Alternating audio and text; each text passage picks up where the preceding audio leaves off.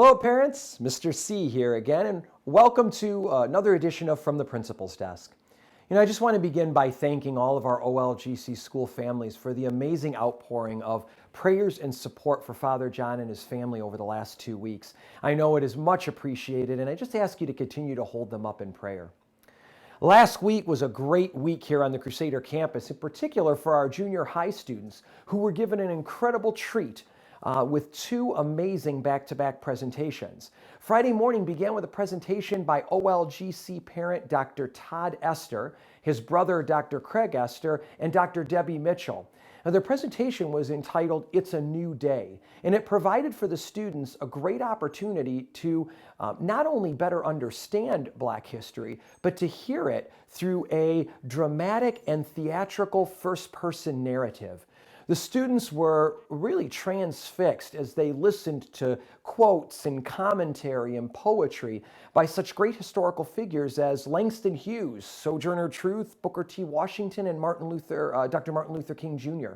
The beauty of this presentation, what I think made it so unique, was that it made real the information that the students often learn in a textbook by giving it a face and a passionate voice.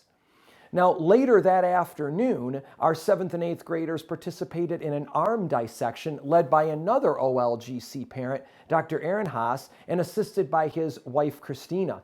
The dissection gave the students the opportunity to see up close and in real time the inner workings of a human arm and hand in a way that, again, a textbook or an online video could never do.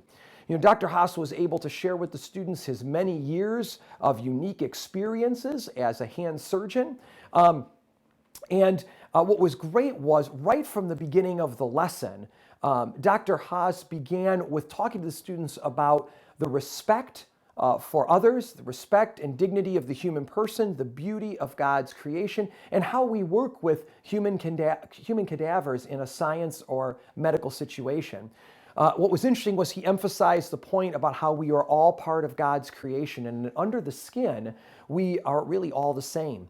Mrs. Zimmerman also led our presentation at the start with a prayer for the person who had donated the arm and for their family as well.